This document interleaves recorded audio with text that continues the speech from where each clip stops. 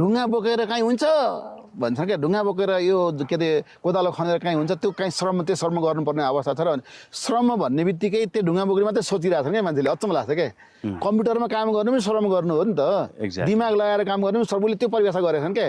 उसले भने 3 दिन छुट्टी 3 दिन पढ्नुपर्छ भनेर पेले बन्नको लागि अथवा तपाईँले मेसी बन्नको लागि खेलाडीहरू यी तयार हुनसक्छ भन्ने इक्जाम्पल जुन दिइरहेछन्, त्यो भनेको त्यो त उसले त बोक्नुपर्छ भनेको होइन नि त, ढुङ्गा बोक्नुपर्छ भने ढुङ्गा बोकेको होइन नि त। भने हामी जस्तो इतिहास भन्ने बित्तिकै राजनीतिक घटनाक्रम युद्धहरू मात्रै इतिहास होइन के। इतिहास भनेको पर्यावरणको पनि इतिहास हुन्छ, पर्यटनको पनि इतिहास हुन्छ, माटोको पनि इतिहास हुन्छ, कृषिको पनि इतिहास हुन्छ। हेर्नुहोस् है त, छ नि त। अब त्यो सबै कुराको इतिहास हुन्छ भने नबुझेर त्यसलाई सङ्कुचित दिमागले सोच्यो भने चाहिँ त्यही राजा महाराजा कथा मात्रै इतिहास भन्न थाल्यो भने त बर्बाद भयो नि त। त्यो जसले भन्दैछ नि श्रम भन्ने बित्तिकै त्यही ढुङ्गा बोक्ने र कोदालो हान्ने मात्रै श्रम हो भनेर सोचेर उनलाई जुन जिस्काउन खोजिरहेछन् त्यो गलत हो। उनको त्यसैले हर्कवाद पढ्नुहोस् भनेको मैले के। हर्कवादले श्रमलाई व्यापक रूपमा हुन्छ नि, विराट स्वरूप भन्छ। धार्मिक मान्छेले बुझ्दाखेरि अलिक के बुझ्नु पऱ्यो नि, त्यो एकपल्ट देखाउँछ नि कृष्णले के अरे विराट स्वरूप देखाएको भन्छन् नि मान्छेले।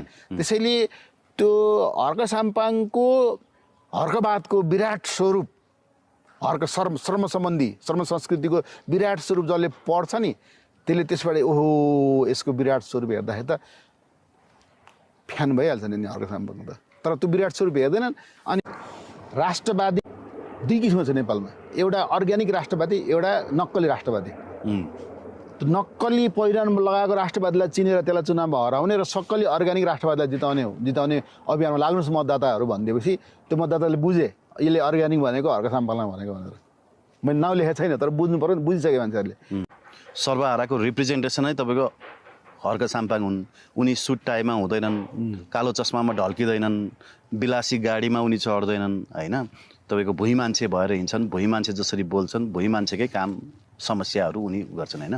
त्यसकारण असली कम्युनिस्ट हर्क साम्पाङ जस्तो। राजा महेन्द्रको गाउँ फर्क अभियान अनि मनमोहनको आफ्नो गाउँ आफै बनाऊ अभियान, त्यो दुइटैको भरतमोहन अधिकारीको त्यो दुइटैको रिप्रेजेन्टेसन त हर्कले गरिरहेछन्।